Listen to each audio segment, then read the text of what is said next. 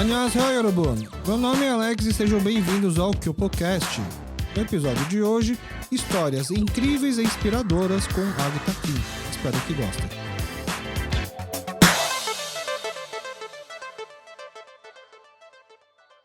Esse podcast é apoiado pelo Tom Ari, o nosso clube de membros. Faça parte do nosso clube pagando apenas R$20 por mês e você tem acesso aos nossos bastidores, a sorteio de prêmios e você também pode mandar o seu classificado Pali Pali, os nossos anúncios rápidos. Essa semana quem mandou um anúncio aqui é a Cris. A Pina Cerâmica está com a agenda aberta para quem quiser fazer a sua encomenda de jogo de prato e cerâmica artesanal em geral, personalizado, tanto para casa quanto restaurantes. E você também pode comprar através do site www.pinaceramica.com.br peças cerâmicas artesanal na pronta entrega. E, pessoal, são peças muito bonitas. Eu tive a honra de ganhar 2 pratos aqui da Cris, que eu tenho até dó de usar, apesar dela falar que ela sente mais dó ainda quando a gente não usa, tá? Tô criando coragem, Cris. E também temos o anúncio do John. Inauguração da nova loja do Ryoma Kimchi no dia 1º de abril. Rua 3 Rios 244. Quem ouviu o episódio apresentando com o John ficou sabendo que o Ryoma Kimchi vai sair da Silva Pinto e vai para 3 Rios, ali do lado da Casa do Povo, né? O antigo Teatro Taíbe, né? E o espaço vai ser maior, porque lá vai ter também espaço para a gente poder comer os pratos que ele só vende no delivery, né? E quem sabe, já aproveitando que o espaço é maior, se a gente fizer uma pressão, ele também não deixa lá um espaço para ele poder fazer um voz e violão, né? Eu acho que basta a gente pedir, tá bom? Então é isso, pessoal. Muito obrigado. Espero que gostem do episódio. Muito obrigado, Agatha, por topar participar aqui com a gente do KyopoCast. Muito obrigada pelo convite. Foi uma surpresa, porque, pelo que eu vi, assim, todos os convidados falaram sobre profissão, né, perspectiva de carreira e... Na verdade, eu vim aqui mais para falar sobre minha vivência e uma coisa que aconteceu, um acaso, né? Uma coincidência da vida. Na verdade, é que é natural, principalmente eu acho que a gente, como coreano, perguntar a profissão, ou o nome da loja, geralmente, né? Ou profissão. Mas no KyopoCast, assim, ele tem... Não é o foco não é a profissão, o trabalho. Parece muito isso, porque são pessoas que têm trabalhos diferentes e tal, mas aqui é o que a gente imagina. Qual foi o caminho que a pessoa teve para chegar nesse trabalho, entendeu? Para chegar nessa profissão, mas não necessariamente a profissão. Para o pessoal entender por que a Agatha fez esse comentário assim, sobre a vivência, né? Até porque ela, poxa, uma pessoa tão jovem, o que ela tem para falar de vivência, né? Por favor, faça seu Chagisoge, sua autoapresentação para os nossos ouvintes. Eu sou uma coreana nascida e crescida aqui no Brasil. Me formei em design de interiores, não exerço a profissão atualmente, mas talvez o mais curioso assim, da minha vida é que casei com um ucraniano e moro na Ucrânia, mas eu não estou conseguindo voltar por causa da guerra. Gente, acho que o pessoal foi pego de surpresa agora. Eu fiz uma pesquisa aqui, mas eu não fiz uma pesquisa muito detalhada, porque você não encontra nada da Agatha na internet. Não sei se ela está fugindo da KGB, mas essa pesquisa que eu fiz aqui, na verdade, foi uma trapaça, porque quem me passou tudo que está aqui foi ela mesma. Então, eu vou ler, sabendo já que está aprovado, mas para vocês entenderem por que eu chamei ela aqui hoje. A Agatha Kim nasceu no Brasil, é a terceira filha de 4 irmãos e se mudou em outubro de 2020 para Kharkiv, na Ucrânia, cidade próxima da fronteira da Rússia. Em dezembro de 2021, ela volta para o Brasil para visitar os pais, junto com seu marido Danilo, que é ucraniano. Pouco antes da data de seu retorno, começa a invasão russa na Ucrânia, guerra que já dura mais de 1 ano. E desde então eles não estão podendo voltar para a sua casa. A Agatha, na verdade, assim, bem no aniversário de 1 ano da guerra, acho que foi exatamente no dia, um dia antes, foi quarta-feira de cinzas. E eu encontrei a Agatha na nossa igreja, nos Rondá. E aí eu lembrei, né, porque ela tem 4 irmãos, e por incrível que pareça, assim, dos 4 irmãos, quem eu tenho um pouco mais de distância é justamente a Agatha, né? O irmão mais velho dela, ele nem mora, ele tá morando aonde? Ele mora nos Estados Unidos, mas aonde mesmo? Na Flórida. Na Flórida? Flórida. O irmão dela era um reão legal, não era aquele reão folgado que fica tentando te roubar ou pedindo suas coisas emprestadas ou pedindo para você fazer favor. Então eu tenho uma memória boa dele. Ele era popular. Também. E eu juro que eu nunca, assim, não é uma desculpa, não é uma crítica, mas eu nunca entendi por que ele era tão popular. Eu falo assim, é porque ele é muito legal, porque acho que fisicamente, será que isso se justifica? Ele tem um carisma muito forte. A irmã mais velha dela tem a minha idade, então a gente cresceu nas mesmas salas, né, da igreja. Aí viria a Agatha, mas assim, eu acho que eu tive mais contato com a irmã mais nova dela, porque eu fui professor da irmã mais nova dela, que a Agatha já me atualizou hoje que ela é atriz. Eu fico muito feliz, porque quando ela era criança, realmente se destacava nos teatros de final de ano. Tinha que achar alguém para fazer o papel de Maria, tinha que ser a Esther. E aí, num dia eu vejo uma postagem no Facebook, de repente o irmão dela colocando como foto de perfil Stand for Ukraine. Falei, caramba, cara, ativista, né? Aí ele explica que a irmã dele está na Ucrânia, né? Então, quando eu estive na igreja, eu não sabia. Nossa, você conseguiu sair? Você estava lá? Você voltou? Você já estava aqui? Eu falei, mas de qualquer forma, como a notícia do aniversário de Joana era muito recente, deixa eu mandar uma mensagem para a gente conversar. Como guerra é um assunto sensível, né? E, obviamente, a conversa aqui não se resume à guerra, mas toda a sua história, mas naturalmente vai entrar nesse assunto. Vamos conversar antes para ver o quanto confortável você se sente. Obviamente não é um assunto confortável, mas o quanto que a gente poderia, talvez, fazer um programa com isso, porque reforçando a vibe, né? O que a gente quer aqui no Kepocast não é polêmica, sensacionalismo, não é buscando isso. É buscando inspiração, histórias inspiradoras, né? E histórias bonitas, né? Eu acredito que tem, né? Como é que você foi parar na Ucrânia? Conta pra gente. Você já foi trabalho, foi turismo, foi namoro? O que foi? A grosso modo foi namoro. Mas a gente já tá há alguns anos em relacionamento.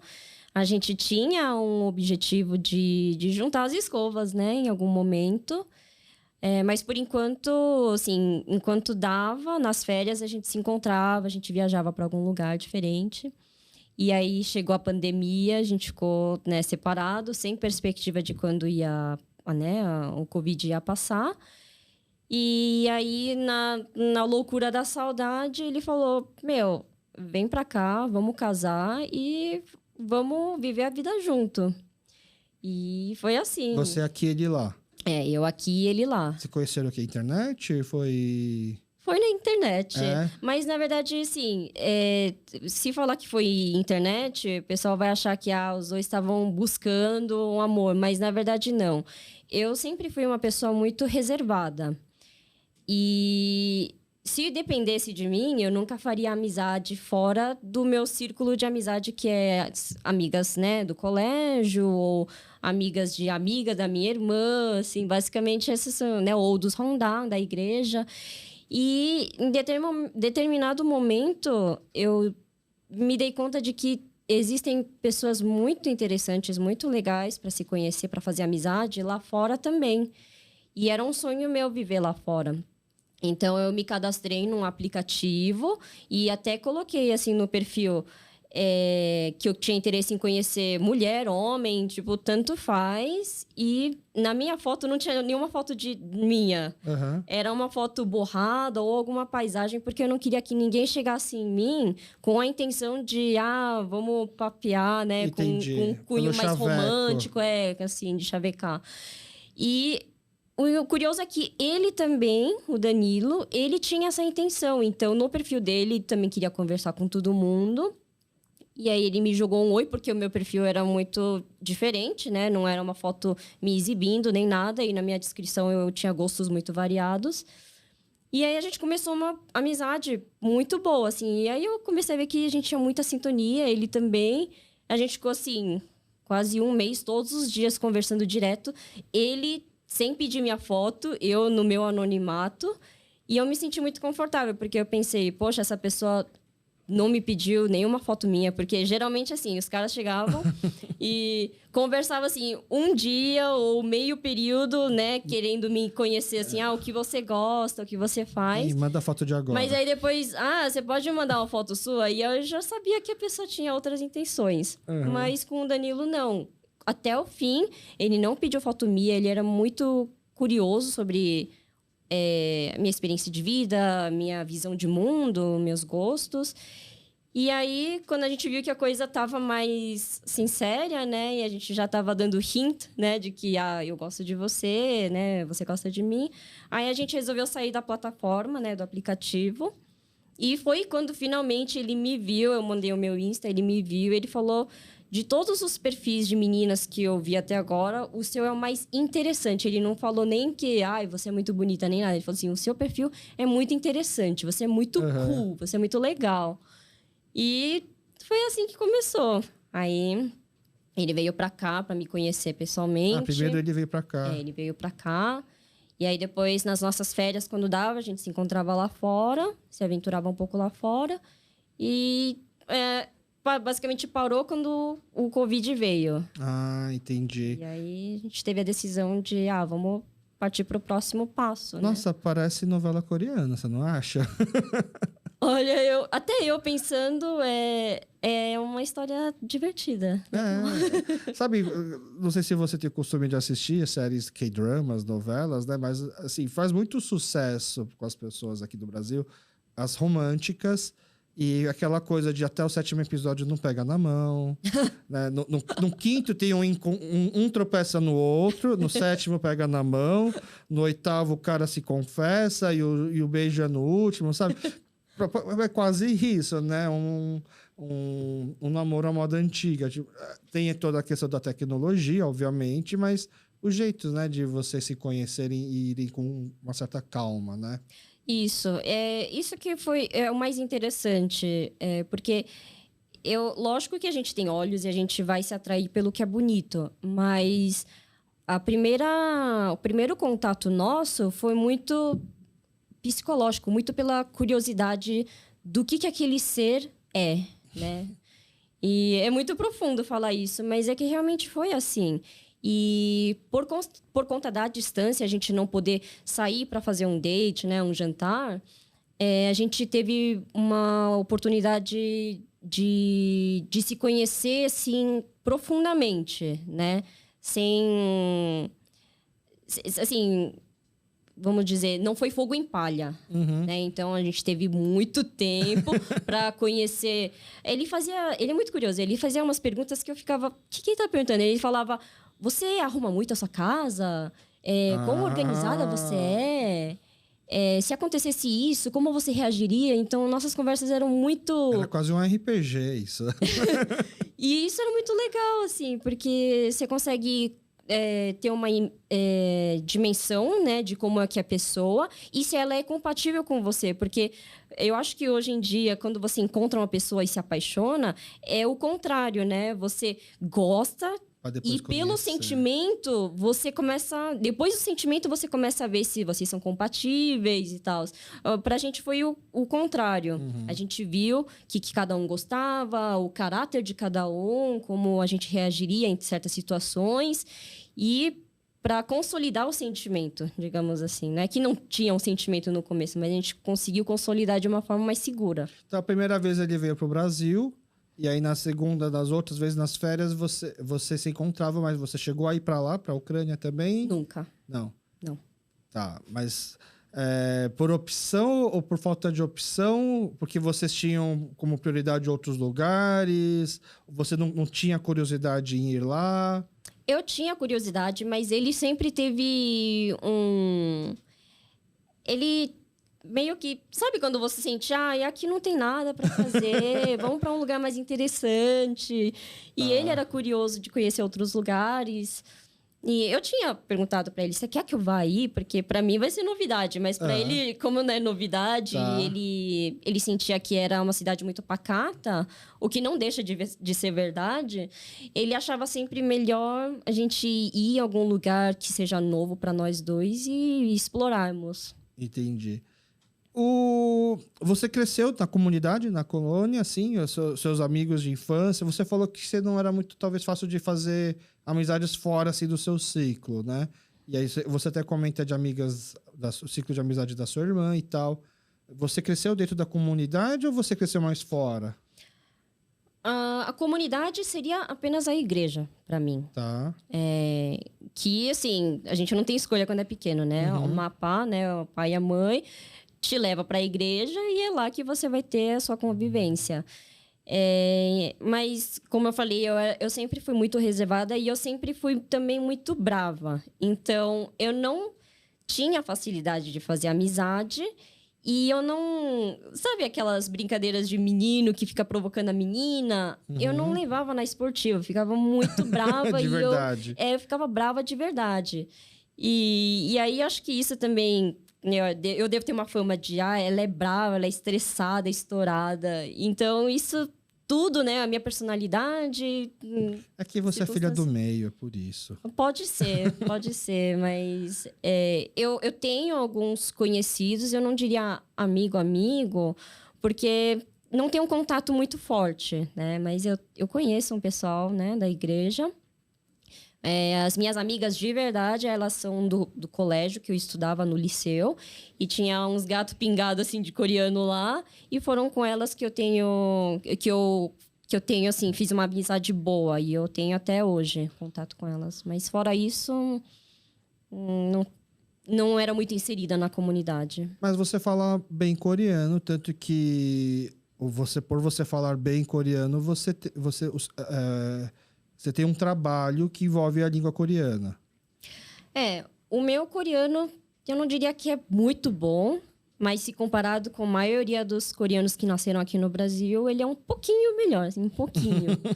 Porque a minha família, ela me educou de uma forma muito rígida, né? Minha educação foi muito rígida e em casa, se a gente não falasse coreano, a gente apanhava. Tá. Então, era obrigatório falar coreano. E meus pais não deixavam sair de casa se não escrevesse, sei lá, um trecho ou algumas páginas de livro coreano. Ah, é? Pra sair de casa, pra passear? Assim, eu acho que a minha dificuldade de fazer amizade, de socializar, veio disso. Porque eu ficava muito em casa. Não quero escrever, vou ficar em casa, não compensa. Pode ser por isso, mas, digamos assim... Foi meio que... Meus pais eram meio controladores, eu não sei explicar. Então, tudo meio que culminou para que eu não fosse uma pessoa muito sociável, enfim. É que eles se eles te penalizam para você sair, você já entende que sair não é uma coisa tão boa assim, ou tão... não é uma coisa igual escovar os dentes, igual ir pro banheiro, igual tomar banho, igual comer, uma coisa natural que você tem que fazer também, né? É um evento. Então, aí acaba parecendo que realmente sair dá muito trabalho. Conhecer gente dá muito trabalho, né? E dá trabalho. Mas a minha personalidade é assim mesmo. Por exemplo, a Esther e a minha irmã mais velha, elas gostavam de sair, fazer amizade. Já eu peguei gosto por escrever coreano ou em português, né? Eu gostava de escrever. E eu era meio nerdzinha, assim. Eu sentia um conforto em estudar. Então, acho que isso também ajudou, né? A manter o meu coreano. Tá. E como um pai que bate na filha quando não fala coreano, como que um pai desse reage quando você fala que você tá namorando alguém na Ucrânia? Então... Eu não falei logo no começo, lógico que não, porque... Quando ele veio pro Brasil, teus pais já sabiam que você tá namorando? Não, imagina. Inclusive, assim, o meu relacionamento anterior, ele foi de 6 anos, foi com um japonês. E eu só apresentei ele no 5º ano de namoro. Ou seja, apresentou, terminou praticamente. Praticamente. E eu lembro... Mas teus pais desconfiavam, não? Ou eles nem imaginavam que você namorava? A minha mãe desconfiava. Eu contei primeiro pra minha mãe, mas pro meu pai eu escondi até o final. Porque, assim... Os meus pais, eles eram rígidos na nossa educação. E meu pai, principalmente, ele é muito nacionalista. Tá. Então, sempre que a gente tocava no assunto Japão, Coreia, ele ficava muito nervoso, né? Assim, quase colérico, digamos assim. Então, eu já sabia que, japonês é red flag, né? Tipo, é um no-no lá em casa. Isso facilitou por ser ucraniano, por não ser japonês, então? Não. Eu vou chegar na parte que eu falei sobre o Danilo. Mas é isso. Eu tinha muito medo do meu pai descobrir. E o meu pai, ele tinha feito eu prometer... Na verdade, nós três prometemos, eu, minha irmã mais velha e a irmã mais nova, de que não casaríamos se a pessoa não fosse coreana. Nossa. Meu pai, assim, meio que obrigou a gente a fazer essa promessa. Nossa. Você foi a primeira a quebrar. Sim. Mas, na época, eu tinha uma cabeça muito... eu não vou casar. E aí, eu prometi. Tá bom, eu prometo. Eu não vou casar mesmo. E aí, quando, né, a coisa tava ficando séria com o Danilo, eu tinha que, de alguma maneira, falar.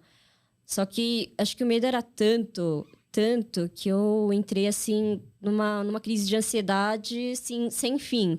Assim, por meses, durante a pandemia, por meses, eu ficava no quarto, chorava, não sabia o que fazer, porque eu queria contar. Mas até que um dia eu desabei, eu falei pra minha mãe... Mãe, eu tô conhecendo, tá sério, a gente, assim, não é brincadeira, né? A gente se gosta. E a minha mãe, ela ficou muito comovida, porque eu tava chorando, assim. E ela falou, conta pro seu pai hoje no jantar. E eu, o quê? Não adiantou muito contar pra ela. Não foi aquela mãe que vai esconder as coisas. E aí, no jantar, eu contei bem timidamente pro meu pai. E... Sim, para minha surpresa, ele aceitou de boa, porque ele viu quão preocupada eu estava com a opinião dele, com a aceitação, a aprovação dele, que acho que ele sentiu que, isso aqui não é um romance, né, de verão, não é uma coisa leve. E aí ele aceitou. E te surpreendeu. E me surpreendeu. Aí, depois que tudo passou, eu falei, nossa, eu não acredito que todos esses meses eu fiquei, né, passando nervoso sozinha, chorando e pedindo a Deus, meu Deus, o que eu vou fazer? Pra no final ser tão fácil. E foi um alívio, assim, do nada, assim? Tipo, assim que ele aceitou, caiu a ficha, ele aceitou, ou você ainda ficou desconfiada? Acho que eles não estão me levando a sério. Porque, às vezes, pode passar essa impressão, né? Eles acham que não é sério, por isso que eles estão falando, tá bom, ok. Não é que eu não achei que ele não levou a sério. Eu sabia que ele levou a sério, mas eu sabia... Tem outras dificuldades. Outra dificuldade os meus pais são católicos, fervorosos. E o Dani, ele é ateu. A família dele é ortodoxa, né? Não é católica. Acredita em Jesus, mas é ortodoxo. É cristão ortodoxo. É cristão ortodoxo. Tá. E aí chegou um outro dia lá, passou uns dias, e meu pai, e a família dele, né? Como é que é Shinansenwar deles, Qual que né? é a religiosidade? E aí aí eu tive que dar um migué, eu tive que mentir assim um pouquinho. Eu falei, eles acreditam em Jesus, mas é ortodoxo. Aí ele também? E eu, ele foi batizado, assim, eu não sei os detalhes, mas a família dele é. Eu dei assim um migué. Meu pai não engoliu muito bem, mas aí vai fazer o quê, né? É que os ortodoxos têm uma proximidade bastante... Eu acho que os ortodoxos são mais próximos dos católicos do que os evangélicos. Sim, sim. Sabe? De uma certa maneira, assim, eles fazem o sinal da cruz, né? De uma forma um pouquinho diferente. Acreditar na Maria, né? Tem essa questão do papado, entendeu? Tanto que a Igreja Católica Apostólica Romana, e tem a Igreja Católica Apostólica Grega, né? E tem as egípcia, e são todas, a gente fala que são como se fosse da mesma igreja, só que são linguagens diferentes, entendeu? Não dá nem para falar que é uma religião diferente. O mesmo batismo é aceito em todas essas igrejas. Isso. Mas será que ele sabia disso, seu pai? Ele sabia. Então. A questão era se ele tem fé ou não. Essa era a questão. O importante não é o RG, o documento que fala, é a vivência. Exato. Tá. E ele é totalmente ateu. Assim, ele acredita que é importante a pessoa ter fé, mas ele escolheu, né, não ter nenhuma religião. Tá. E depois, meus pais ficaram sabendo, né? Quando a gente veio pra cá, minha mãe falou, vamos casar na igreja. E eu, meu Deus, mas ele não acredita, né? Ele não é católico. E a minha mãe falou, mas você falou que ele é batizado, vai contar, vai dar. E aí o padre, ele confirmou, tudo bem, só me fala qual igreja que ele foi batizado, que aí sobe para o Papa, não sei. E foi assim que a gente casou aqui na igreja. Entendi. Mas ele não acredita. Eu espero um dia converter ele, né? É uma coisa que eu peço, tipo, através da minha fé, né? Das minhas... Que você que eu possa inspirar ele, né? Você pratica a sua fé. Eu pratico. Entendi. Mas, por exemplo, quando você quer ir numa missa, ele vai junto. Ele estava junto na missa de quarta-feira de cinzas. Ele vai, mas ele fica olhando de longe, né? Mas aí que aí o pessoal acho que vai me criticar agora, mas é mais... Eu acho que, assim, se para alguém que liga tanto para religião, eu acho que se sente mais confortável com alguém que não acredita em nada do que alguém que acredita com uma religião que conflita com a sua. Acho que sim. Você entende o que eu quero dizer? Entendeu? É como se... No fundo, ele pensa, acho que é mais fácil converter alguém que não acredita em nada do que alguém que já acredita em uma coisa que é oposta ou que é conflitante com a minha. Sim, eu acredito. A probabilidade, né, de conversão, acho que é. Porque assim, tipo, ele não conhece nada, então eu vou apresentar primeiro aqui. É como se fosse isso, né? Entendi. Mas aí, você casou primeiro lá. Isso, casei no civil lá. Então, aí você já estava morando junto, então? Isso. Você foi para lá na pandemia? Fui. Mas lá já estava flexibilizando, já estava saindo vacina? Como que estava, mais ou menos, o cenário quando você foi para lá? Na época, falava-se em vacina, mas no mundo todo ainda estava em desenvolvimento. Não tinha saído em nenhum lugar, então... Você foi sozinha, ele já estava lá? Ele já morava lá. E você falou para os seus pais, eu tô indo e vou morar com ele e tchau? Eu falei assim, que ele queria que a gente casasse pra morar junto. E aí, minha mãe acatou, meus pais acataram. Nossa, toda aquela imagem dos pais rigorosos que você falou... É porque teve a promessa do casamento. Se não tivesse isso, eu acho que eles não... Entendi. Eles iam questionar muito. E as suas irmãs, todo mundo sempre te apoiou?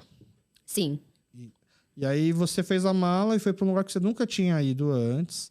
Você nem imaginava como que... Você tinha uma noção de como era? Você ficava entrando no YouTube pra ver... Tipo, não tem aqueles vídeos que era tipo... um dia em tal cidade, a pessoa vai andando, mostrando como que é. Você chegou a ver essas coisas, esse tipo de conteúdo? Não. Eu gosto de surpresa. Assim, em algumas coisas eu gosto de surpresa, então eu vou super na espontaneidade. Mas não deu pra pesquisar, porque eu tava vivendo um momento muito agitado. Eu pedi as contas no emprego, eu comecei a fazer mala, comecei a ver o que eu podia levar, o que eu não podia levar. Eu tava vendendo um monte das minhas, né, bugigangas, roupa, me desfiz de um monte de coisa. Fiz exame médico, tudo aqui no Brasil, né, o último. Então, tava muito agitada. Eu fiz cirurgia do olho também, refrativa. Que eu falei, quero me livrar dos óculos, já que eu tenho convênio, sei lá, né? Vou fazer tudo antes de ir pra lá, porque... Antes de perder esse convênio. Aí... Mas no final, o convênio não cobria. Eu tive que pagar no particular. Mas tudo bem. O importante era meio que chegar lá pronta, sem precisar fazer nada, sem nenhuma pendência. Então... Era muito agitado. Você trabalhava com o que aqui antes? Você é formada em design de interior, mas você já estava trabalhando com isso? Eu já trabalhei na área, mas quando eu me formei, o Brasil entrou numa crise assim, profunda. Muitos escritórios de arquitetura, de design quebraram, então eu não tive oportunidade de continuar na área. E aí eu tive que mudar para uma área que estava em aberto, que era o setor bancário. E aí eu entrei no Urianem. Trabalhei lá por uns 4 ou 5 anos, não lembro. Eu trabalhei uns anos lá. E aí depois eu fui pro Itaú. Mas aí... no Urianem era só 100% em coreano o trabalho? Era meio a meio, porque os diretores eram da Coreia, e o público era coreano, mas entre os colegas, back-office, era a maioria em português. E aí você saiu do Urianem, foi pro Itaú, aí você saiu do Itaú... E aí eu fui... Foi pra Ucrânia. Isso. E aí você chegou lá... Europa, né? Assim, não faz parte da União Europeia, mas eles têm valores similares, né? Mas assim, dá aquele ar de que eu estou na Europa. Pra gente que não conhece, vai. Assim como o pessoal fala, né? Coreano, chinês, japonês, é tudo igual. Pra gente, Europa é também quase tudo igual. Então, a gente separa entre eu chamo de os latinos da Europa, né? Portugal, Espanha, Itália, até pouco França. Aí tem Escandinávia. Aí tem os escandinavos, os vikings, né? Vamos lá. Já que a gente sempre sofre esse preconceito em relação aos amarelos, agora é a nossa hora de se vingar, né? Então tem os falantes, os latinos, tem os vikings, tem os... Aí você pega Áustria, Alemanha, Suíça, os alemães. Aí tem a Inglaterra, ok? Que aí já engloba a Escócia, etc. Aí depois a Alemanha para a direita, Polônia, etc., é tudo ou polaco ou russo, que a gente brinca aqui. Né? Obviamente, por você já estar conversando, convivendo, conhecendo há mais tempo, você deveria ter ido com muito menos preconceitos do que eu tenho. Mas deve ter chegado lá e deve ter ou reafirmado alguns ou visto que não é bem assim. Você imaginava que era uma cidade bucólica, assim, uma cidade campo, parado, ou você imaginava já que era uma cidade mais metrópole, mais cosmopolita, por exemplo? Eu fui sem nenhuma expectativa. Ele falava tanto que era, aqui é chato, não tem nada, que eu realmente, assim, meio que no meu inconsciente, eu fui sem expectativa. Tipo, aqui vai ser mato. Beleza. Uhum. E a imagem que eu passei, quando ele falou, eu quero ir pra aí, ele falou, aqui é chato, e deve ter um bode andando na rua, deve ser isso. E aí eu cheguei lá, no centro é mais Europa. Tá. É mais estilo Europa. No assim. centro você diz da Ucrânia ou da cidade? Da cidade. Tá, é uma cidade grande, Kharkiv. É a segunda maior. Ah, a segunda isso, maior. E onde a gente mora é um pouquinho mais estilo vilarejo, assim, eu diria. Um subúrbio, talvez. É, isso, é. Então, era mais pacato mesmo. Não tinha... A arquitetura, ela era bem, assim, soviético, tipo, latão, assim. Tá. É uma coisa que eu fico imaginando. Como será a Coreia do Norte? Eu acho que vai ser mais ou menos isso. Isso é uma coisa que eu acho até engraçado. Eu conversei outro dia com o Bruno Kim, que é arquiteto. Né? O Bruno Kim, pessoal, ele é o irmão da Sabrina, da Agatha. É aquele cara que a gente nunca chamou para o Capocat da família. Eu já chamei as duas irmãs dele, menos ele. Aí ele sofre o bullying em casa, falando que ele não tem relevância suficiente para o Capocat, mas ele está sendo citado aqui hoje, porque ele me contou uma história muito engraçada, que um dia ele teve um encontro eu não lembro que grupo de pessoas estavam se encontrando com o cônsul. Isso faz bastante tempo. Né? Não sei se era universitários ou se era arquitetos, qual que era o grupo que ele estava. Aí o cônsul vai perguntando para cada um o que você faz, qual é o seu interesse, o que é. Aí ele fala assim, eu sou arquiteto, estudo arquitetura, não sei, e eu tenho muito interesse na arquitetura da Coreia do Norte. Ele falou isso pro cônsul da Coreia do Sul. E aí ele fala que desde então nunca mais foi chamado para um encontro com o consulado, com o cônsul, né? Mas aí ele me explicou por que ele estava falando isso, porque acho que teve uma época aqui no Brasil que teve bastante influência de arquitetura soviética. Acho que aí eu posso estar falando besteira, os arquitetos me corrijam depois, mas tem a ver com, acho que brutalismo, né? Aí, ó, eu não errei. Então. Ele é muito... o raw, sabe? Aquela coisa de cimento queimado, encanamento aparente, é mais ou menos um pouco isso, assim, também, né? Um pouco isso. Encanamento aparente eu não vi muito, mas o concreto aparente, né? Cimento queimado, assim, esses aspectos eu vi bastante. Aí ele fala disso. Ele acha que na Coreia do Norte também tem essa influência, porque a Coreia do Norte é mais influenciada, obviamente, pelo lado russo, né? Pela União Soviética que teve. E aí, isso se confirma. A Ucrânia tem bastante... É que você nunca foi para a Rússia para você poder falar. Que parece, que lembra. Mas é o nosso imaginário, né? Isso. Entendi. Assim como se alguém vai para a Coreia e vai olhar as casas e falar, nossa, igual as casas do Japão, né? Que também não são diferentes, né? Vai passar essa imagem, né? Sim.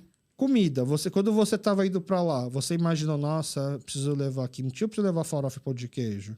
Eu aprendi a fazer kimchi e katsugi com a minha mãe antes de ir. A minha mãe falou, você vai precisar porque você é coreana. E você concordou? E Hangul-saram precisa saber. E eu concordei, porque eu sabia que eu ia sentir falta. Katsugi porque é o mais fácil. É, bem fácil. E eu adoro, né, a crocância do katsugi. Mas tem nabo lá?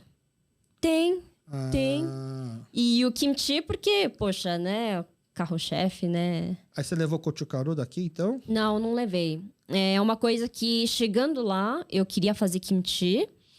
E eu não encontrei nos mercados. Na verdade, eu encontrei, assim, pó de páprica. Aham, que é Assim, diferente. um sachêzinho desse tamanho, assim. Aí Mas é diferente É diferente, a Esse quantidade é pouca também. quebra um galho, mas é diferente o sabor. Mas aí depois eu pesquisei na internet, tinha uma importadora. Eles gostam de coisa coreana, assim, acho que por causa do K-pop, não sei. Uhum. Então tinha alguns mercados online que vendia produtos coreanos. Na Ucrânia, isso. Isso, em Kharkiv também. E aí foi através desses, né, e-commerces que eu conseguia adquirir produto coreano e, nossa, fiz um monte de kimchi lá. Na verdade, eu cozinhei muito, assim, porque Mas só vocês dois, ele gosta ele gosta. de kimchi? Eu ensinei ele a comer Você não comida me coreana. convenceu de que ele gosta. Não, ele gosta. Tá. Do you like kimchi? Ele tá aqui acompanhando aqui a gravação, pessoal. Ele gosta. Tá. E assim, às vezes a gente come coisa gordurosa e ele fica, cadê kimchi? Cadê kimchi? Tá. Fica procurando. Entendi. E quando eu cheguei... Mas desde o começo, ele nunca tinha comido até te conhecer. Kimchi, quando a gente estava se outra coisa. conhecendo, né? Quando ele estava na Ucrânia e eu aqui no Brasil, ele teve uma viagem que ele fez para Alemanha e aí ele falou: eu vou visitar um restaurante coreano, tá? Por você, eu vou experimentar alguma coisa. Aí eu indiquei alguns pratos, né? O basicão, tipo bibimbap, kimchi jjigae. E na época ele falou que assim, não conseguiu terminar, porque era muito ardido para ele. Hoje em dia ele come mais ardido que eu. Eu tenho medo de ele ter um problema no estômago, assim. É tudo um jeito de... É o que eu falo, não é que você não gosta, não consegue comer, você ainda não tá acostumado. O David, que opera aqui com a gente, no primeiro dia que ele tava aqui gravando, ele ouviu falar de kimchi, ele foi comer sozinho lá, falou, nossa, é muito ardido. Eu falei, se você acha kimchi ardido, desculpa, não dá pra comer mais nada. E hoje ele já consegue comer. É prática. É prática, exato. É formação de caráter, é só insistir um pouco. Sim. Mas de comida brasileira, você sente falta lá? Sentiu falta lá quando você tava lá? Eu senti falta de feijão, polenta e eu fui lá e cozinhei, eu mesma fiz. Aqui no Brasil você já cozinhava? Pouco. Eu cozinhava quando me dava um surto de inspiração, vontade, assim. Aqui você é uma casa que tem 4 mulheres, né? Mas ninguém cozinhava muito, não. Era a minha mãe mesmo. A gente ajudava, a gente ficava como assistente. Corta isso, corta aquilo. Seu pai também cozinha, não? Não, meu pai não. é típico, né, ajuste coreano. Um cara mais machista, assim, né? Um pouquinho, Tá. E aí, a adaptação foi fácil, então? Você sabia fazer kimchi, você que cozinhava? Adaptação... Questão de comida, eu consegui me adaptar. Porque ele trabalha muito. E quando eu cheguei lá, eu fiquei uns bons meses sem trabalhar. E aí eu fazia tudo que eu queria. Eu gosto de arte, comecei a pintar, desenhar, tricotar, crochetar. Você tava uma dondoca em casa. Eu tava uma dondoca em casa, cozinhando. Fazia um monte de bolo, cookie. Eu inventava uns negócios. E o trabalho dele não era em casa. Mesmo com a pandemia, ele saía de casa pra trabalhar. Não, ele trabalhava em casa. Em home office. Na pandemia, tá. eles já estavam adotando o modo híbrido, né? Às vezes ele ia pro office, e pro escritório. Ele faz o que mesmo? Ele é UI UX designer. Tá. E só para explicar pro pessoal, o UX é o User Experience e o designer é o quê? Porque como que você tem um designer você sabe explicar mais ou menos? Sim, quando você entra num site, tá. Você tem ali o botão de entrar na sua conta ou colocar, né, o produto no carrinho. Só que tem alguns sites que são muito ruins, fica confuso. Tá. Ele tem que deixar a prova de burro o site. Ele tem que deixar fluido. Tá. Ele tem que deixar fluido. É igual meus pais, né? Eu tenho um filho de 4 anos. Quando ele já tinha 2, 3 anos, sabia mexer no tablet, eles ficam assim, nossa, esse moleque é um gênio. Não é um gênio, ele já deixa tão fácil que até um macaquinho consegue... mexer, não se preocupa. Então, várias vezes ele vai mexer em algum aplicativo, algum site, esse site é muito burro, olha o botão do sim, tá em vermelho, o vermelho é pra não, tipo... Ele fica criticando, assim, é engraçado. Então, ele já trabalhava com tecnologia, e você ainda tava sem trabalho lá, mas tava procurando. No começo, ele falou, faz o que você quer, toma esse tempo para descansar. E foi o que eu fiz. Na verdade, eu acabei esquecendo a pergunta inicial que você tinha feito. Se você Adaptação. Adaptação. Parte de comida, eu me adaptei bem. Mas eu acho que o que mais pegou foi o inverno de lá. Você chegou em que mês? Eu cheguei em meados de outubro, então era outono. Então, mais um mês já e começou a esfriar. começando a terminar o outono, né? E eu já sabia que era muito frio. Eu levei um jaquetão que minha mãe usava na Coreia, né? Que a Coreia é muito frio também. Então eu falei, isso aqui vai servir pra mim. Levei uns 2 jaquetão. Mas dentro de casa é muito frio? Não, dentro de casa é quentinho. Tem aquecimento central. Mas para sair na rua era muito difícil, porque assim, quando tem neve fofa, é lindo, né? Tudo branco. Aí derrete, aí vem a friaca de novo, o negócio fica congelado, vira uma pista de patinação, tudo quanto é lugar. Então, para ir no mercado era andando que nem assim, sabe, pinguinzinho. Foi ruim. E ficar muito tempo dentro de casa por conta do frio. Me impactou um pouquinho, assim, me afetou depressivo. um pouquinho. E aí eu não gosto de calor. O meu corpo não se dá bem com calor. Eu tenho pressão baixa, fico muito ruim. E aí lá eu comecei a sentir falta do sol. Eu ficava, por favor, sol, calorzinho um pouquinho. O verão deve ser muito quente, então, verão é muito quente. É mais quente que aqui. Tanto quanto. Tanto quanto. Mas o problema e o inverno é longo também, esfria, escurece muito rápido. Sim. Eu acho que fiquei uns 6 meses, assim, sem fazer muita atividade fora de casa. A gente só saía para ir pro mercado ou ajudar alguma coisa dos avós dele, mas para passear mesmo, não dava para fazer muita coisa. Tinha que ir de táxi e tudo, tipo, era do táxi pro local e do local pro táxi, não dava para passear em parque, praça, nada, assim, foi difícil um pouquinho. Não tinha shopping? Tinha, mas como era Covid e a gente é meio neurótico com saúde, a gente quis evitar ao máximo. Lugares fechados também, entendi. Aí, mas você conseguiu um trabalho depois do inverno ou você começou a procurar um trabalho depois que parou de esfriar? Isso, quando começou a esquentar, aí eu comecei a procurar. Só que, assim, eu procurei com um filtro já. Tipo, tem que ser remoto, tem que ser trabalho remoto. Porque o Dan queria que eu saísse na rua, ele achava que era perigoso, assim. Mas pra quem morou a vida inteira em São Paulo, eu falava, meu, isso aqui não é era perigoso? Não era perigoso. Ele falava, não é perigoso, o pessoal vai ver que você é oriental, e aí né, pode ser que aconteça alguma coisa, mas assim, era nóia da cabeça dele. Mas era um medo por ser asiático, por causa de mostrar uma fragilidade ou por causa de um medo de um racismo? Eu acho que era medo de... Tipo, eu sou pequena, né? Assim, mostrar fragilidade, para ser vulnerável. Isso, eu acho que era medo disso. Mas depois eu fui fazer as minhas coisas, eu saía pra passear sozinha e não tinha perigo nenhum, assim. E as pessoas, quando vê um rosto asiático lá, acham que é o quê? Porque aqui no Brasil, como a maior comunidade é japonesa, acha que é japonês. Lá nos Estados Unidos, como a maior comunidade é chinesa, acha que é chinês. Na Ucrânia, acha que é o quê? Eu não sei o que eles achavam, mas eles achavam meio estranho. Eles olhavam pra mim. Mas eles não te davam apelido? Aqui no Brasil é normal dar um apelido, assim, não, né? Uma coisa que é característico pelo menos do povo ucraniano, mas eu acho que é no geral, né? O povo, sei lá, europeu ou eslavo, eles não se metem na sua vida. Eles não vão ficar fazendo piadinha ou falando alguma coisa quando você passa na rua. Eles cuidam da vida deles e acabou. O que pra mim foi maravilhoso. Entendi. Tem gente que vai achar ruim, né? Poxa, ninguém liga pra mim, ninguém me pergunta nada, né? Tem gente que tem essa carência, mas pra você que prefere, ninguém te incomodar, foi bom. Eu vi, assim, crianças olhavam, porque é um rosto muito diferente, né? Elas ficavam olhando, assim...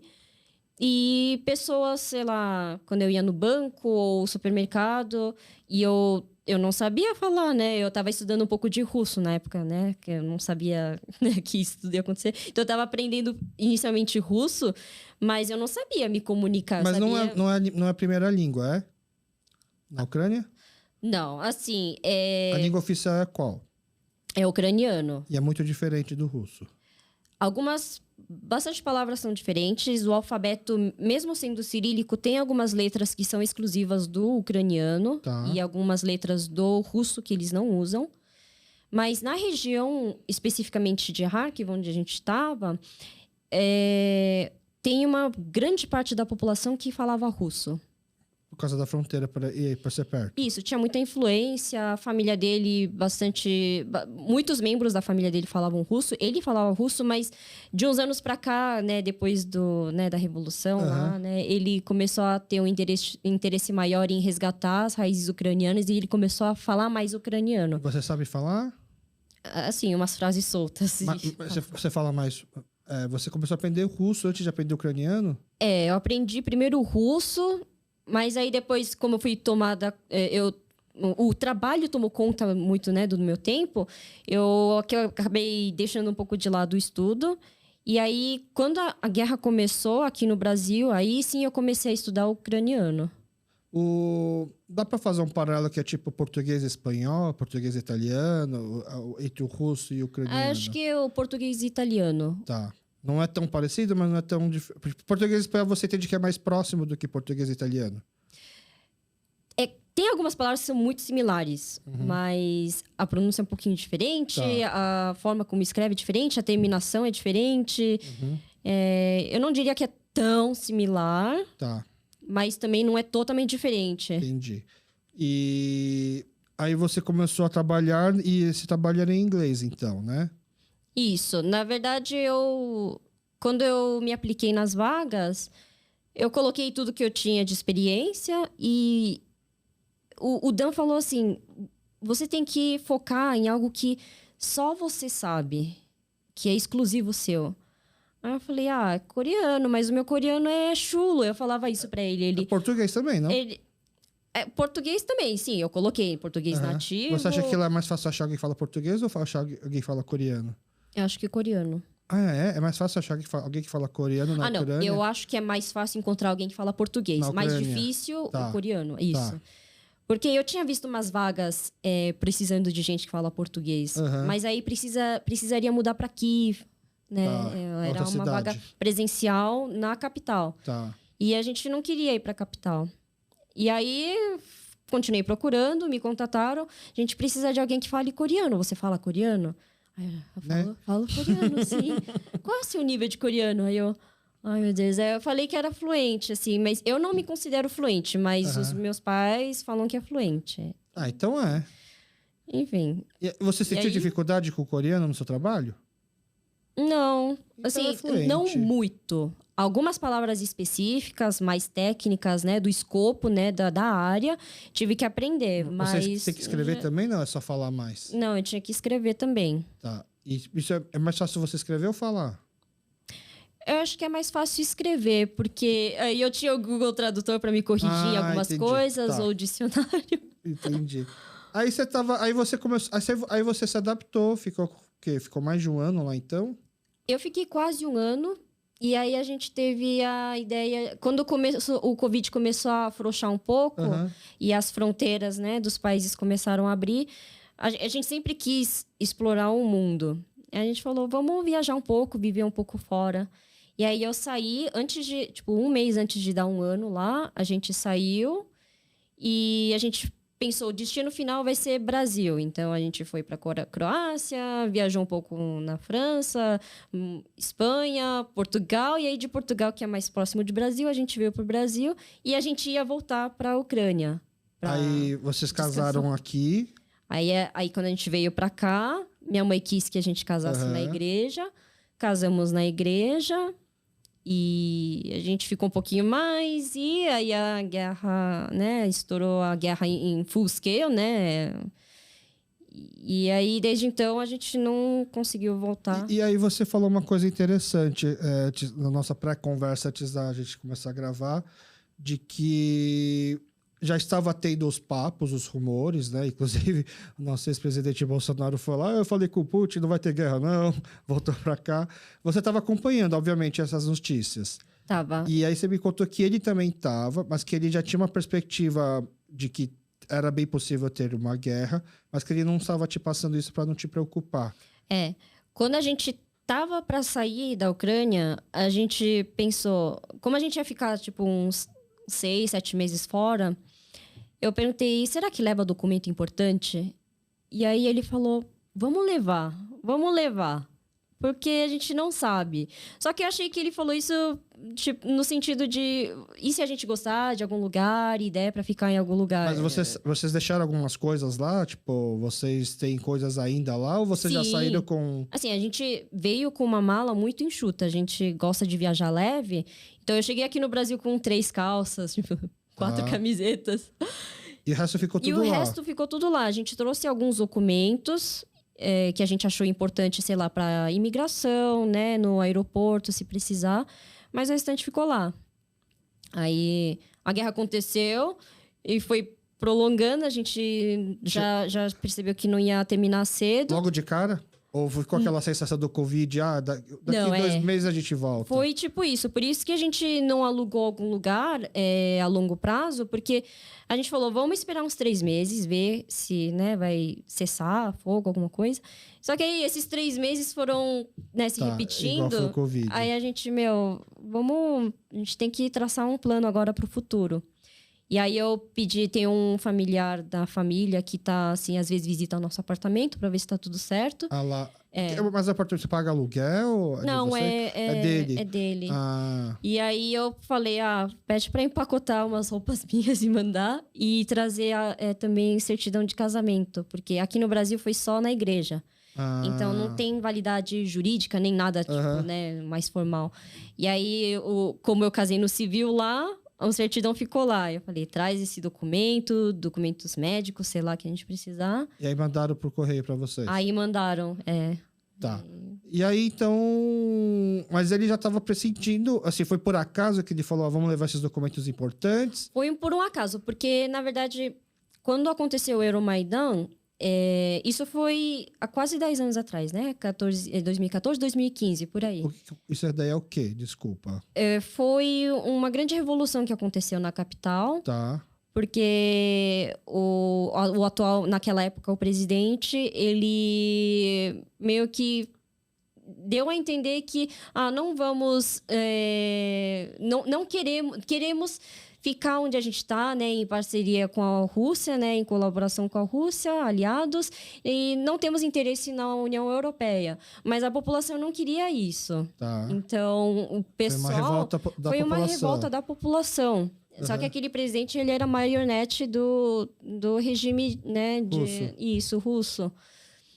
Então, desde aquela época... Já tinha sinais de que teria algo grande. Uma retaliação. Eles começaram a armar o pessoal de Donbas, né, na região. Tinham anexado a Crimeia. E aí, ao longo desses anos, foi só acumulando, assim, tropas na fronteira. Tá. Então, na expectativa de alguém que mora lá, já fica daquele sinal de alerta. Fica, mas como passou tanto tempo, tantos anos, esse sinal, né, que o mundo todo começou a ficar meio... acho que vai acontecer alguma coisa, vai ter invasão. Os ucranianos estavam meio que... vai ser que nem outras vezes, não vai ser nada. É igual a gente com a Coreia do Norte. Quando os amigos falam assim, nossa, você viu que a Coreia do Norte soltou alguns mísseis, os amigos não coreanos. É isso. Relaxa. É normal. Ela tá querendo arroz. Mas ele achou que era isso, ele acreditava nisso, mas acho que, tipo, sei lá, 1%... Né? Não custa nada levar. Não custa nada levar. Então, foi com essa cabeça que ele veio. Tanto é que, em dezembro, antes de vir para o Brasil, eu comecei a ficar muito nervosa, porque nos noticiários, todo dia falava tem tá aumentando o número de tropas, não sei o quê, tem um grande risco de acontecer. E eu tava ficando muito ansiosa. Eu falei, vai acontecer alguma coisa, pelo amor de Deus. E ele, fica tranquila, vai ser só, tipo, cão que ladra, não morde, vai ser a mesma coisa. E aqui no Brasil, meus familiares, você não vai votar, né? Tipo, tem uma coisa rolando lá, vai dar ruim. E eu falava, não, o Danilo, ele sabe, ele entende, e ele tá falando que não vai acontecer nada, fica de boa. Mas aí, quando aconteceu, foi, assim, um absurdo, sabe? Quando você falou que ia estudar russo... não surpreendeu ninguém lá. O Danilo achou normal você querer aprender russo na época. Ele achou normal, até porque os avós dele também falavam. Aham. E eu, às vezes, né, falava que eu estava aprendendo russo para os avós e normal. Na verdade, eles são até saudosos um pouco da União Soviética. Tá. Como eles eram funcionários públicos, eles tinham uma vida boa. Mais estável. Então, eles têm uma saudade daquela Aham. época. Não acha que foi algo tão ruim. Agora mudou um pouquinho, né, a opinião. Mas na época era normal, assim, porque a gente ia nos lugares, restaurantes, supermercados, sei lá, e tinha muito atendente que falava russo. E ele ficava surpreso quando falava em ucraniano. A gente ia, sei lá, no correio, ele... Aí, ela falou em ucraniano, tô gostando de ver. Tipo, o país está se transformando agora. Tá criando uma identidade nacional. Isso, assim. exato. Então, na época, não era nada estranho. Tá. Agora, se vê que tem um ucraniano falando em russo, aí já cria um estranhamento. Tipo, por que você não tá, né? Por que você continua? Aí tem opiniões diversas. Opiniões diversas sobre o assunto. Igual, por exemplo, nossos pais, nossos avós, quando vieram aqui pro Brasil, eles ficaram tudo perto da liberdade, porque a grande maioria ainda sabia falar japonês por causa da guerra. Então, aí você imagina, né? Tipo, a gente tá dominado, tá vivendo num regime de guerra, de colonização, sai disso, aí vem para cá e encontra os japoneses. Só que aqui já é outra realidade. Só que isso facilitou, né? Eles saberem falar japonês, poder fazer negócios com os japoneses que estavam com uma... A gente poderia pensar aqui daquele sentimento de não quero nem saber, né? E se afastar, do tipo, ou então até se vingar ou ficar uma rixa. Não. O importante é sobreviver, né? Então, eles chegaram a conviver, fazer negócio, trabalhar. Inclusive, né, pelo que a gente viu no documentário que o Nick Farrell, que fez o documentário de 60 anos da migração, quando os primeiros coreanos que chegaram no Brasil, na verdade, são japoneses. Porque são coreanos da imigração antes da guerra. E aí, quando teve a primeira onda imigratória do Japão para cá, eles vieram como se fossem japoneses. Aí, um desses Harabodi, o Mita Harabodi, que é uma figura mais famosa, ele, quando viu que começou a chegar coreano, ele foi aqui, um dos que mais ajudou, dava arroz, dava doce. Sim. Então tem essa questão de, poxa, de rivalidade histórica, Coreia e Japão, assim como tem também Rússia e Ucrânia, né? Mas o sentimento de sobrevivência, às vezes, fala um pouco mais forte, né? Por isso que eu entendo que não é um assunto, como é que fala, tão fácil de escolher se você mantém ou não, se você pode falar ou não uma língua ou outra, né? São sentimentos, né? Você às vezes se apega.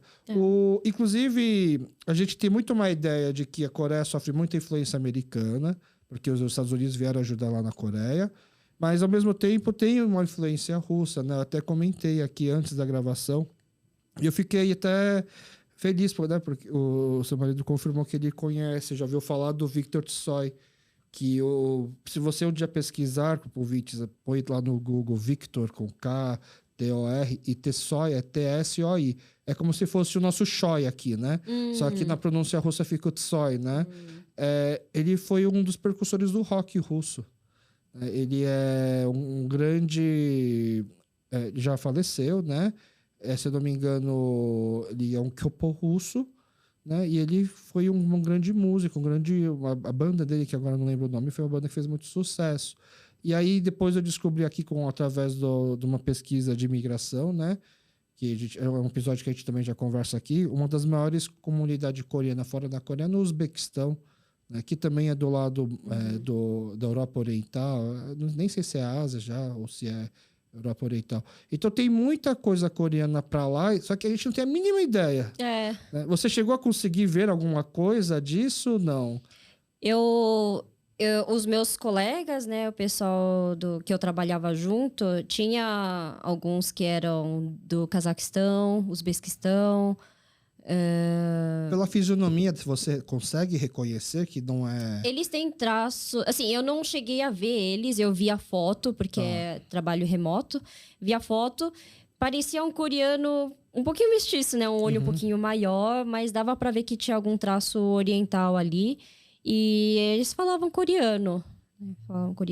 Uma coisa interessante, que quando eu cheguei lá, o Danilo, ele falou assim... A gente tem aqui cenoura coreana. Ah, eu já vi isso. Conta essa história, muito eu legal. falei, cenoura coreana, que tem? Que é isso? Aí ele, cenoura coreana, não é? Você não conhece? Você nunca comeu? E eu, nunca? Que é isso?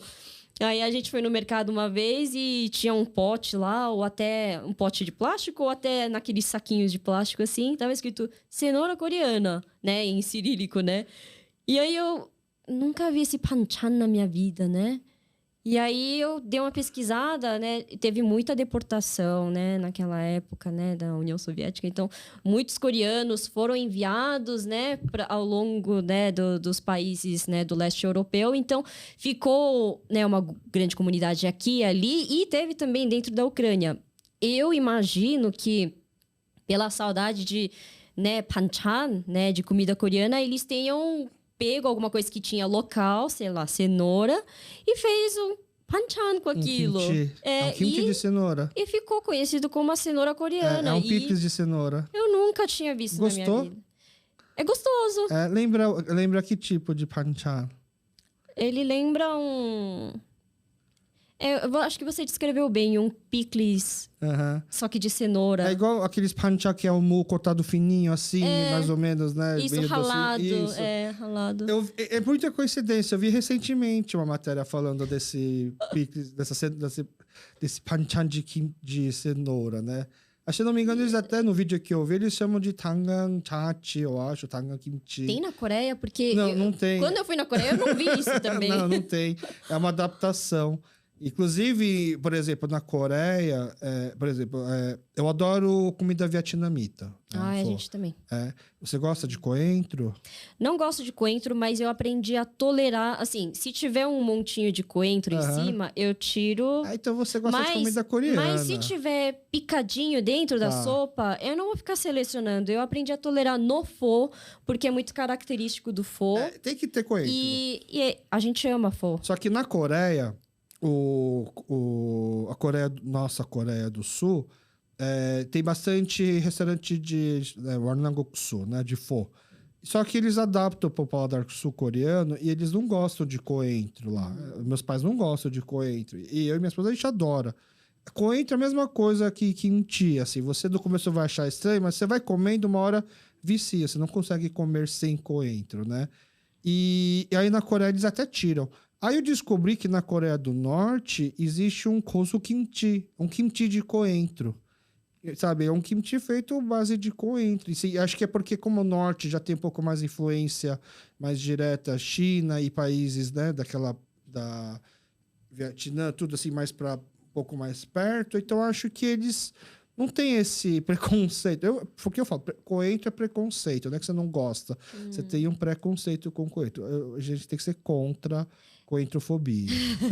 Tem muita coisa que eu não gostava antes e com o passar do tempo aprendi a gostar. Então eu não vou botar a mão no fogo e falar eu odeio coentro. Até porque na Ucrânia teve um prato que a avó dele fez, que era um prato típico da Geórgia. Tá. E tinha uns verdinhos lá, não achei que era coentro, porque o Dan sabe que eu não gosto de coentro. E eu não achei que ele ia me dar uma coisa com coentro. Aí ele falou, experimenta isso aqui, é muito gostoso. Comi, é gostoso. Aí ele, você sabe o que é esse verde? Aí eu já, é coentro? Ele, sim. É que eles cozinharam de uma forma que ficou... É um queijo ensopado? Realçou, assim, era... Eu acho que era tipo um stir fry, como falam. Um refogado. É um refogado, Tá. Entendi. É gostosa a comida da Ucrânia? Lembra alguma coisa que a gente já conhece, tem referência? Você aprendeu a cozinhar alguma coisa? Eu não cozinho nada ucraniano, o Danilo que faz tudo. Ele cozinha bem? Ele cozinha bem. Tá. A sopa tradicional deles é borscht. Tá. É uma sopa de beterraba. Essa sopa é russa. Tô brincando. Não. It's Russian. É ucraniana. É uma sopa de beterraba. É uma sopa de beterraba e entra repolho, cenoura, batata. É uma delícia, é muito bom. Tem também uns bolinhos. Essa sopa, ela é encorpada? Ela é sopa que parece mais sopa brasileira encorpada com creme ou mais parece com coreano mais aguada? Ela Ela é um pouquinho mais aguada. Tipo canja, assim, talvez? Tem bastante kondegi, né? Tem bastante pedaços, né? De beterraba, de outros legumes. E ela fica um pouquinho mais, eu não diria encorpada, mas um pouquinho menos aguada, porque a gente coloca uma colher de... Maisena. Smetana. Como fala smetana? Sour cream, eu não sei como falar. Tá. Sour cream é um creme azedo. É tipo um creme, de leite. Tipo um creme de leite. A gente coloca ali e aí ele deixa um pouquinho menos aguado. É uma delícia. E aí ele faz uns doces também. Tem também uma comida típica que é gordura de porco. Chama-se salo. E aí eles comem com uma pimenta de mostarda. Mas você cozinha, você frita? Não, ele é cru, mas ele é salgado. Ele é extremamente salgado. Mas aí você corta fininho, corta cubo? Isso, corta fininho. Como se fosse um salame. Parece, na verdade, quando você vê, ele lembra um pouquinho o samgyeopsal sem estar cortado, sabe? As 3 camadas. Tipo, você vê umas camadas assim. Aí você corta bem fininho e... Ele é curado, então, provavelmente. Já que ele é bem salgado. Talvez, não sei muito o termo. Tem um prato inteiro chamado lardo, que é a gordura também, assim. É crua, mas você põe o sal, aí você vai curando. O salame é uma comida, é uma carne crua também, né? Que você vai curando ela. E aí você come como mostarda? Com uma pimenta de mostarda e alho cru. Você pega um dente de alho cru e vai mordendo. Você faz tipo um sama, assim? Não é sama. Você come, pode colocar pimenta de mostarda em cima do pedaço da gordura, come e aí morde um pedacinho do alho. Você sabe que no Brasil tem comunidade ucraniana grande. No Paraná. Isso, no Paraná. Eu fui num banquete eslavo, que eles chamam. Tem um restaurante chamado do Durski.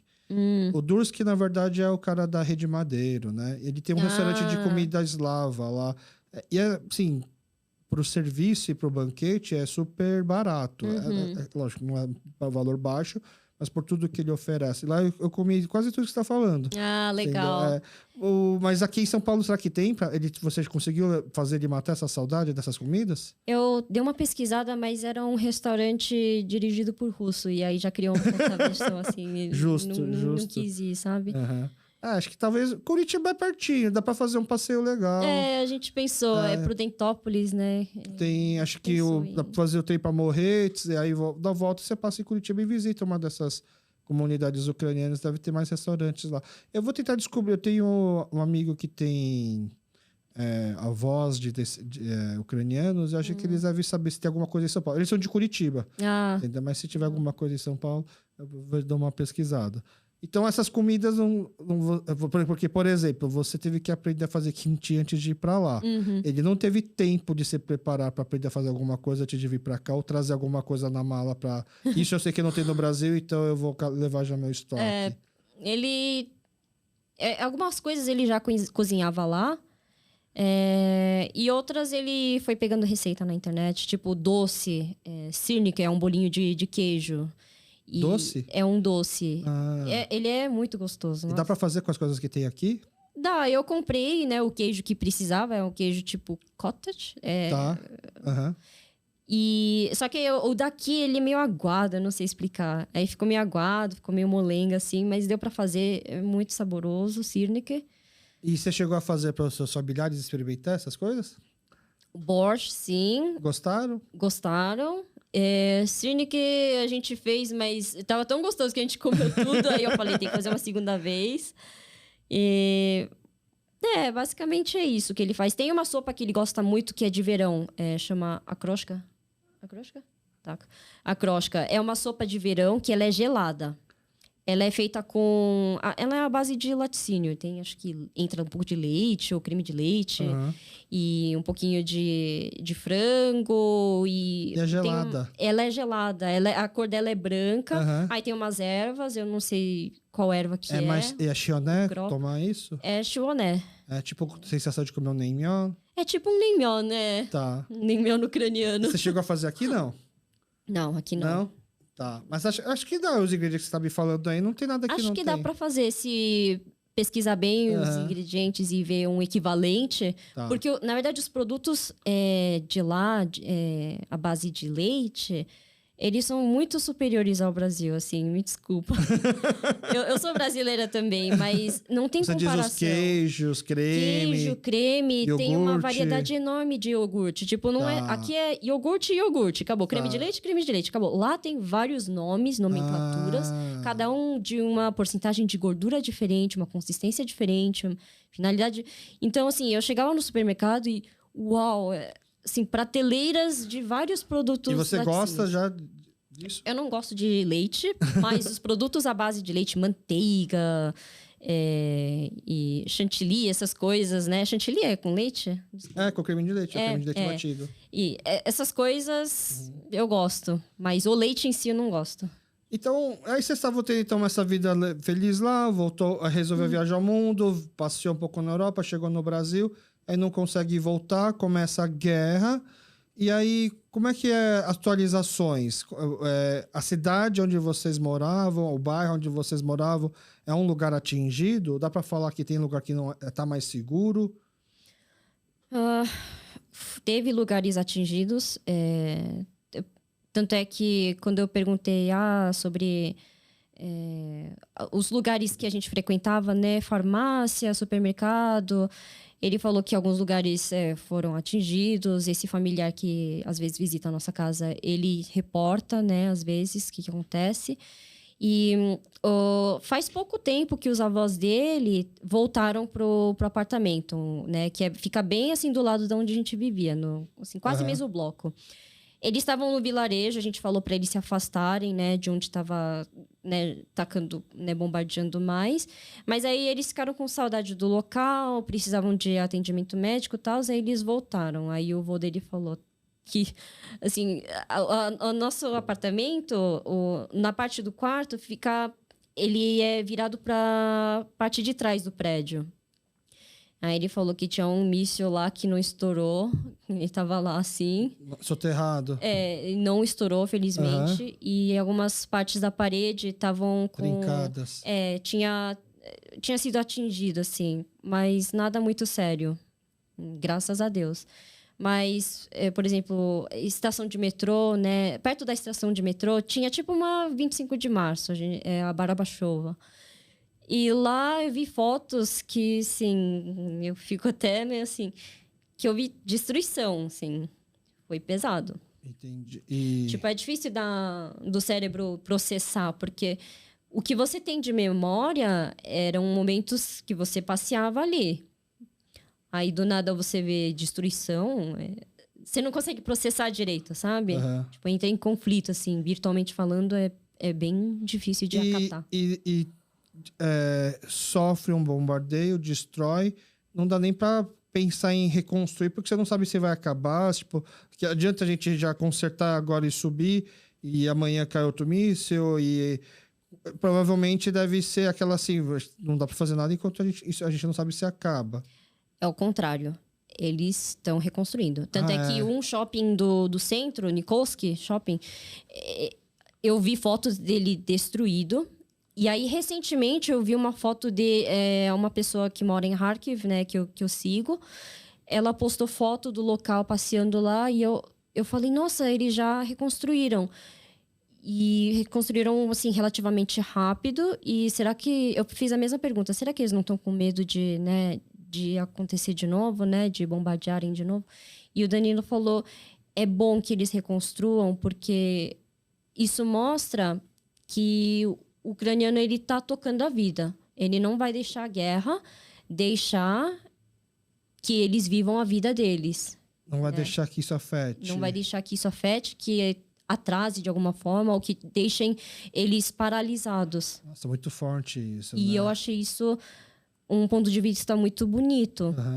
Porque o que a Rússia quer... E ela esperava era que todo mundo ficasse aterrorizado e se rendesse, né? E fizesse uma revolta, tipo, gente, vamos acabar com essa guerra isso, aí. Eles queriam isso também, que tivesse uma revolta interna, tipo, cede para eles para acabar com isso.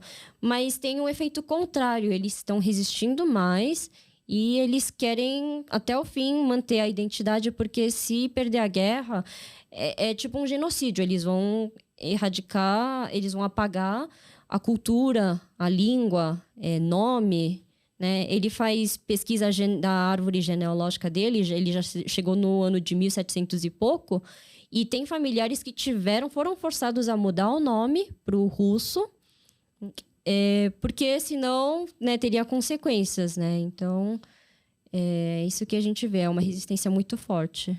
Entendi. Então, é meio...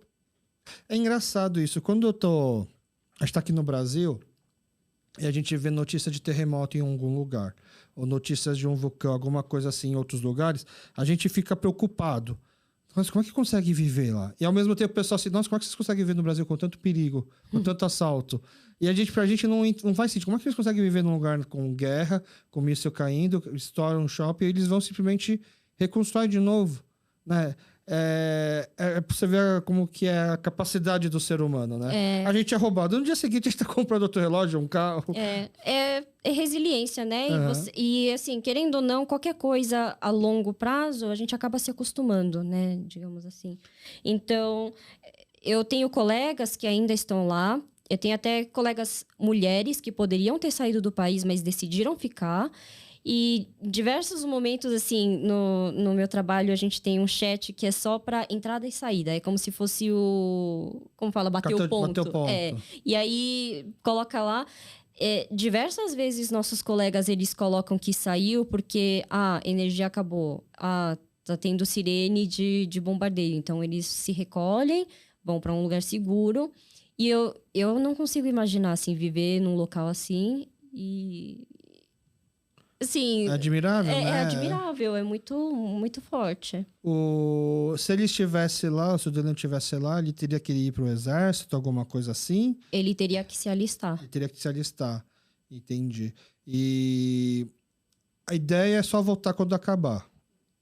E se reestruturar. Como a gente já tinha planos de, no futuro, viver fora... Acelerou. Acelerou. A ideia inicial era a gente voltar para a Ucrânia, né, juntar dinheiro, fazer um planejamento com mais calma, para depois sair. Mas agora não faz sentido. Se voltar, ele não vai poder sair, e eu também não vou querer deixar ele lá. Então, a ideia é pular, né, a etapa de né, a gente tentar juntar o máximo de recurso agora, né? E planejando os próximos passos para onde a gente vai. Você já acompanhava um pouco a política? Porque pra gente o que chega aqui é que o atual presidente ele era um comediante e que virou um outsider, virou um presidente e hoje é o grande a imagem que parece aqui para nós é como se fosse um grande líder assim num momento de crise e tal, né? Ele concorda? Você concorda com essa imagem que passam do presidente aqui no Brasil? Eu concordo, ele concorda. Todos os meus colegas, amigos, eles concordam também. Não é porque ele era comediante que ele não... Atualmente, ele não é um bom político. Querendo ou não, político, ele tem que ele tem que ter um bom relacionamento com outros países e representar o seu país da melhor maneira possível. E acho que isso ele está fazendo muito bem, está exercendo um papel muito bom. E até mesmo antes da guerra começar, eu perguntei pro Dan, eu não entendia muito da política lá. Eu perguntava, o que você acha dele, né? Ele votou nele, por exemplo? Não, ele não votou nele, ele era cético. Mas agora, ele assim, até um pouco antes da guerra, ele falou, na época da eleição, eu não votei nele, porque eu achei que era nada a ver um comediante, né, tentar se virar presidente. Mas eu tô vendo mudanças que ele tá tentando fazer dentro do parlamento. Depois que ele se elegeu, teve muito mais mídia independente. E aí eles faziam investigação, né, independente de políticos corruptos. Tem bastante lá? Lá é um país muito corrupto, né? Mas com ele teve muita mídia independente, né? Pipocando aqui e ali, fazendo investigação, né? Tentando justiça, né? Mandando esses políticos para cadeia. E ele estava vendo que tava funcionando, assim, tava tendo uma mudança. Como comediante, ele gostava dele? Você quer perguntar? Did you like Zelensky before president? As a comedian. As a comedian? I would say I respect his achievement. I mean, he build the successful product that was sold to people, many people liked, even though many people criticized. But I didn't have hate towards him because many had hate. And I kind of expected, okay, let's see what it will be. And I think he proved that. No, as a comedian. As a comedian. Is he a funny guy? Something were funny, something less. Silly? It's more silly than funny? I would say, because I joke a lot about politics, just become annoyed at some point. Você quer traduzir para os nossos ouvintes que não puderam ouvir direito por causa do microfone? Algumas coisas ele achava engraçado e outras não, mas ele achava que chegava a encher o saco um pouco. Ele era, então, provavelmente devia ser aqueles comediantes mais barulhentos, assim, né? Pode ser. Ou talvez uma piada mais forçada, uma crítica mais forçada, talvez. Entendi. Mas é que ele tem um gosto peculiar também. A de humor? Assim, ele é mais chatinho. A gente não gosta de comédia muito. Tá, entendi. Mas antes ele respondeu se ele gostou ou não como líder, né? Isso. E o que ele falou, então? E como líder, ele acha que ele cresceu como um bom político. Na diversidade, né? Porque como ele não entendia nada, ele veio sem vício, né, para a esfera política. E então você tem que aprender do zero, você tem que aprender na marra. E para um presidente que não entendia nada de política, hoje estar liderando uma nação que está em guerra... Contra a Rússia, é admirável. E ele tem a admiração do povo também. Tá. E, na verdade, é uma coisa que ele sempre falou. O Zelensky, ele nunca foi, assim, ucraniano, né? Eu sou ucraniano. Tanto é que ele falava russo antes. Mas a população tornou ele uma pessoa nacionalista, né? Entendi. Que abraça o país. Uhum. Ou seja, o que ele quer dizer é a população que tem que mover o país. Não é o político que tem que direcionar. Uhum. Tipo, de uma certa forma, é ele que vai decidir, mas é a população que tem que demandar e é a população que é a essência do país. Entendi.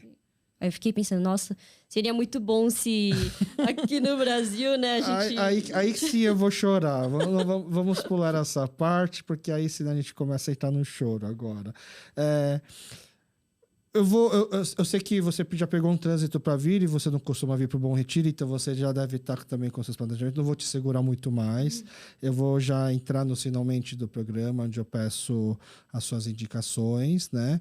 Bom, mas só para concluir a conversa, para o pessoal entender, só acelerou planos que vocês tinham de morar fora, de conhecer mais o mundo, né? Como um casal mais livre, sem ter tanta necessidade de ter digamos assim, um lar, né? O lar, o mundo inteiro, a Terra, o planeta inteiro é como se fosse um lar, um potencial lar, né? Em algum momento a gente vai ter que, né, criar raízes, a gente vai ter que parar e criar raízes, mas até lá a gente vai ter que conhecer onde é o melhor lugar. Então, o que a gente queria fazer era testar um pouquinho em cada lugar que a gente achar que vai ser bom. E acho que você tem mais experiência como imigrante do que ele até, né? Talvez seja mais fácil para você se adaptar lá, aqui e ali.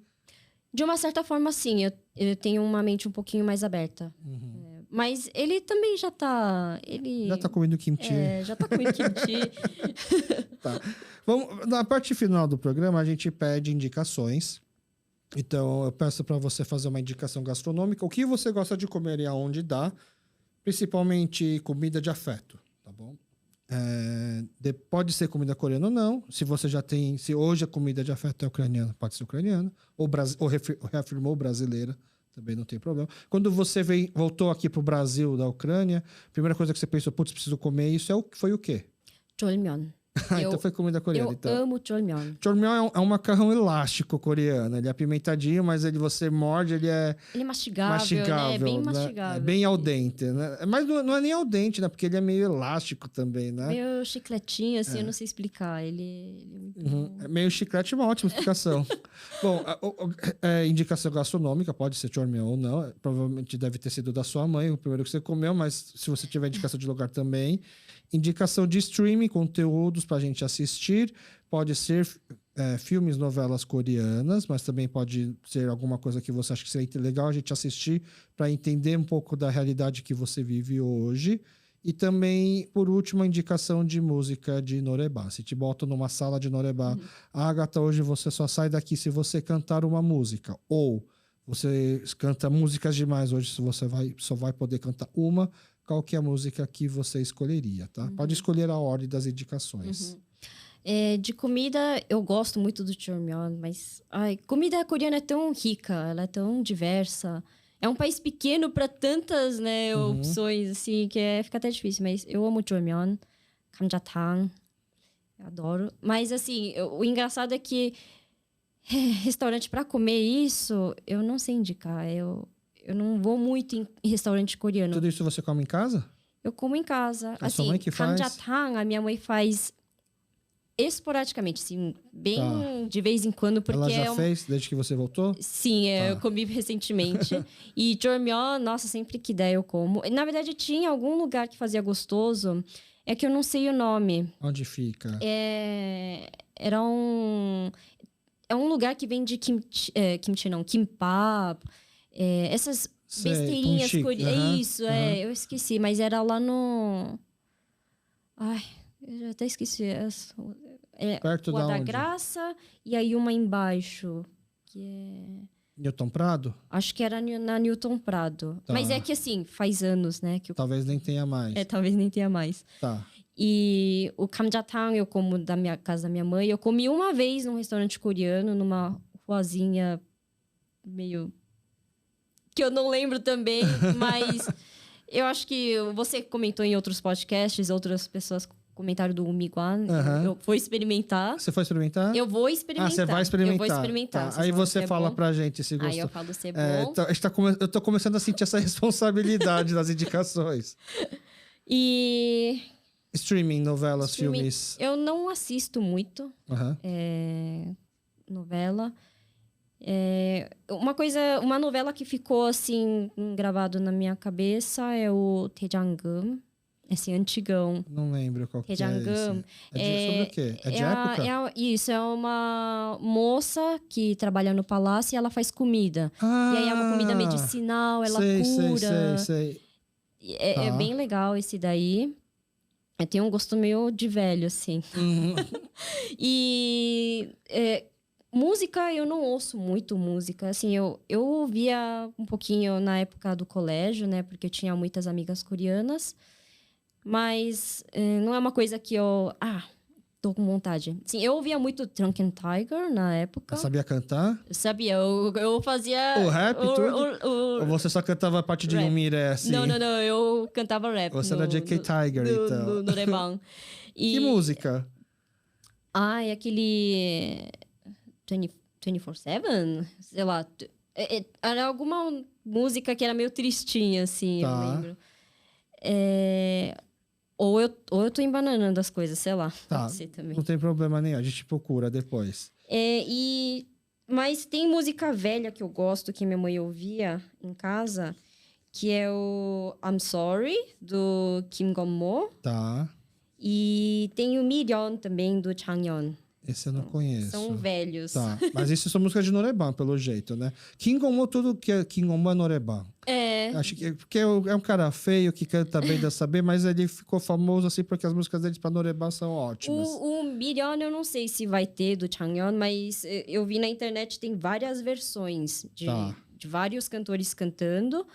Então, eu acho que vai ter no Norebang. Tá. Acho que vai ter. Então, é isso, as suas indicações? Sim. Tá.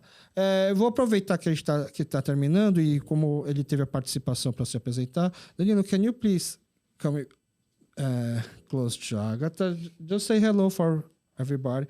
Ele é o Danilo, é o casal. Tá. Ele fala algumas coisas em coreano. Fala alguma coisa em coreano, mais do que português? Can you speak something in Korean? Do you feel more comfortable in Korean or Portuguese? In Korean, I know two words. 안녕하세요 and 감사합니다. Speak in the microphone. Yeah, 안녕하세요 and 감사합니다. Okay, very good pronunciation. In Portuguese, I know some phrases, but when people speak, I can understand by the context. Okay. So when you spoke, I understand many things. Oh, so sorry. How about Agatha pronunciation in Ukraine? Does she speak something?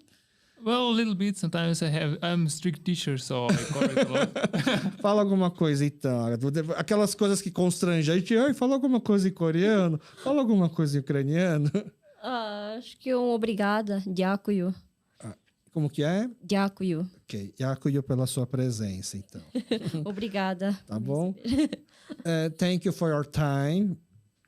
I hope everything goes well. You can speak in the microphone. Yeah, thank you too. Thank you for bringing up Ukrainian topic, and it was interesting to meet here.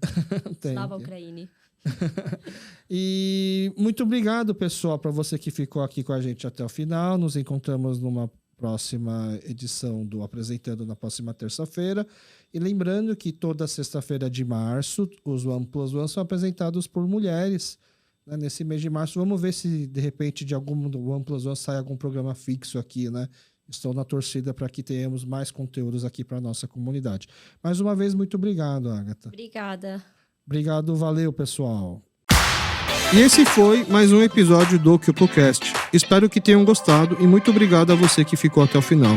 Por favor, deixe seu comentário, críticas e sugestões nas nossas redes sociais, Facebook e Instagram, @KyopoCast, ou mande um e-mail para a gente, kyopocast@gmail.com. Muito obrigado e até o próximo episódio.